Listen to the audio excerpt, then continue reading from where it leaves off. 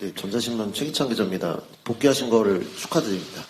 대표가 되신 지도 이제 1년 반 정도가 되셨는데, 좀 1년 반 정도 지나면서 좀 가장 큰 성과가 어떤 건지 좀 말씀을 해주시면 좋을 것 같고요. 그리고 사실 복귀를 하시면서 이제 극단적인 정치를 끝내겠다고 말씀을 하셨는데, 사실 공천 과정이 진행되면서 극단적인 그 부분이 좀 더 심해지고 있는 것 같습니다. 양극화된 정치를 끝내기 위한 대표님만의 어떤 보관이 있는지 좀 궁금합니다. 옷을 갈아입을 때마다 거울에 비친 이 목의 흉터가 자꾸 끔찍하게 자꾸 느껴지기도 합니다. 와이셔츠 깃이 없었으면 어떤 결과가 났을까 하는 그런 생각이 자꾸 얼핏 나는 것도 일종의 트라우마일 수 있겠습니다만, 우리 국민들께서 삶의 현장에서 겪는 그 고통과 그 범민에 비하면 뭐 그리 큰 일이겠느냐라고 위안 삼습니다. 관심 가져주신 데, 그리고 도와주신 데 대해서 다시 한번 감사드립니다. 취임 제가 대표가 돼서 낸 성과가 뭐냐, 그건 뭐 제 자신이 평가하기는 적절치 않은 것 같고, 결국 그게 이번 총선 결과로 드러나지 않겠는가라고 생각합니다. 정치인이 이런 성과라고 하는 것은 결국 국민들의 삶과 국가의 미래를 얼마나 개선했느냐, 또는 퇴행을 얼마나 효율적으로 잘 막아냈느냐라는 것도 아니겠습니까? 그 평가는 결국 국민의 눈높이에서 우리 국민들께서 하시는 것이고, 그것은 결국 선거로 표현될 것으로 생각합니다. 최선을 다하도록 하겠습니다.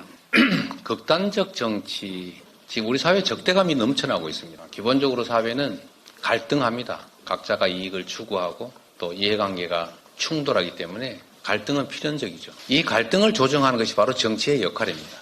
이 갈등을 조정하고 이해관계를 조정하고 대화와 타협을 통해서 일정한 합의에 만족하지는 못하지만 수용할 수 있는 합의에 이르는 것, 이게 바로 정치의 본연의 역할 아니겠습니까? 여기서 대전제는 상대의 의견도 옳을 수 있다. 내 의견은 맞고 상대의 의견은 틀리다가 아니라 다르다라는 점을 인정하는 것입니다. 그리고 권한을 가진, 즉 국민의 선택을 받은 권력자는 바로 이 이해관계 조정, 갈등 완화, 국민 통합, 공동체 통합, 이게 가장 큰 일인 것입니다. 후보일 때는 특정 세력을 대표하겠지만 대표가 된 후에는 모두를 대표해야 되는 것 아닙니까? 하다못해 동창회에서도 신림동파, 봉천동파 나뉠 수 있는데, 그러나 동창회장이 되면 봉천동이든 신림동이든 신도림동이든 가릴 필요 뭐 있겠습니까? 그래서는 안 되는 것이죠. 그런데 대표가 된 후에 그 모두로부터 받은 권한을 자신과 자신의 가까운 사람, 세력을 위해서 일방적으로 사용하면 다른 사람들은 그 선거와 선출 행위로 인해서, 즉 권력의 위임 행위로 인해서 더 나쁜 상황에 처하지 않습니까? 갈등이 격화되는 건 불가피하죠. 이해관계가 충돌합니다. 그리고 합리적인 토론이나 또는 논리적인 수용이 불가능하기 때문에 감정적 적대 상태로 갈 수밖에 없습니다. 그래서 대통령의 역할이 중요합니다. 역대 대통령 누구도 개인적으로 감정이 없었겠습니까? 또는 특정 정치 집단을 위한 이익을 추구하고 싶은 욕망이 없었겠습니까?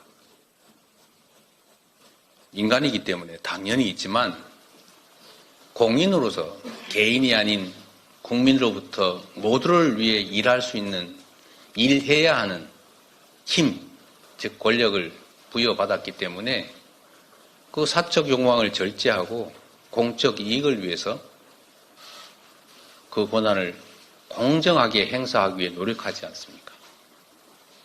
그런데 그 권력을 상대를 죽이는데 사용하게 되니까 국민들도 그에 맞춰서 좀 더 격렬하게 분열하고 갈등하고 적대하게 되는 것입니다. 저는 이번 저에 대한 소위 암살 시도, 이 정치 테러가 개인에 의해서 벌어진 일이라고 생각하지 않습니다. 이 정치 테러라고 하는 것은 역사 속에서도 보여지는 것이지만 사회 전체적인 분위기나 또는 특정 집단들의 일종의 욕망에 따른 결과인 경우가 많았습니다. 그분이 저하고 무슨 사적 감정이 있다고 백주대낮에 1년 동안 칼을 갈아서 단검을 만든 다음에 연습까지 해가면서 자신의 모든 것을 걸고 정확하게 목을 기녀서 칼을 찌르겠습니까? 저는 그 부분에 대해서도 참으로 안타깝게 생각합니다. 저한테 원한이 있어서 하는 것이라면 다르겠지요. 저는 본 적도 없는 사람입니다. 어떤 인연도 없는 사람이죠. 이게 지금의 현실입니다. 이걸 바꿔야 합니다. 바꾸는 첫 출발점은 통합의 책임을 가진 권력자가 통합의 책임을 다하는 것입니다. 상대를 인정하고 자신의 욕망과 권력을 절제하고 주어진 권한을 모두를 위해서 공정하게 행사하는 것입니다.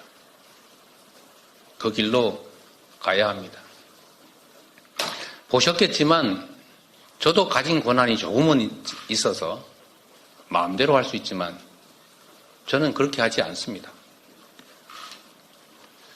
정부 여당에 대해서도 제가 인간적 비난을 하거나 하다못해 정책적 비판을 하더라도 도의와 한계를 넘은 일이 없습니다. 여러분도 한번 생각해 보십시오. 정치에서는 그래서 뭐라고 합니까? 유머라고 하는 게 원래 많았습니다. 이해관계를 가지고 충돌하기 때문에 속으로는 칼을 가지고 있더라도 또 타협하고 또 대화해야 하기 때문에 똑같은 얘기도 부드럽게 하는 거죠. 그런데 우리는 유머가 사라졌습니다.